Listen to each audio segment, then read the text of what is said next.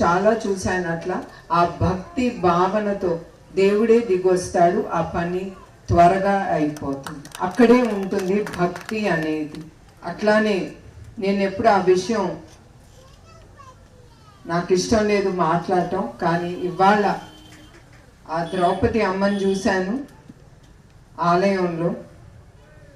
మీ అందరికీ తెలుసు ద్రౌపది అమ్మ గురించి, మీకు తెలుసా లేదా?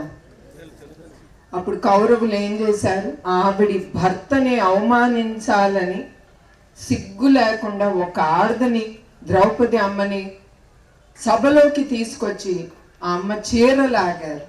ఎందుకు? భర్తని కొట్టడానికి. వాళ్ళకి వేరే దారి దక్కలేదు, ఒక ఆడది దక్కింది వాళ్ళకి. అట్లానే మన అసెంబ్లీలో చంద్రబాబు నాయుడు గారిని హింసించాలని, ఆయనకి ఎదురు దెబ్బ కొట్టాలని వాళ్ళకి తెలిసి నా పేరు లాగారు, నా శీలాన్ని గురించి వాళ్ళు మాట్లాడారు. అది ఒక్కరికి అవసరం లేదు. ధైర్యం ఉంటే మొగాడుగా నుంచి మాట్లాడాలి, కానీ ఒక్క స్త్రీని లాగకూడదు. మీరందరూ కూడా ఇక్కడ చాలా మంది మొగాళ్ళు ఉన్నారు.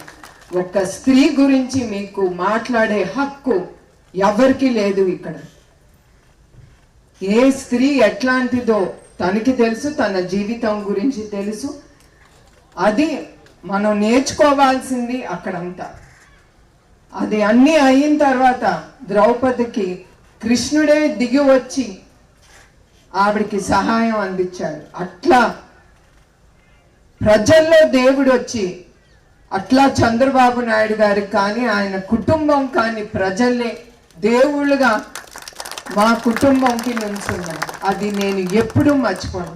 ప్రతి సందర్భంలో మా కుటుంబంలో చాలా జరిగినాయి మా జీవితాలు.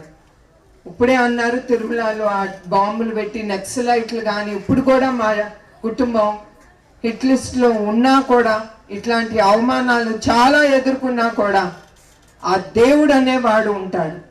ఎప్పుడు మా కుటుంబం మీకోసం, ప్రజల సేవ కోసం వాళ్ళు ఉన్నారు.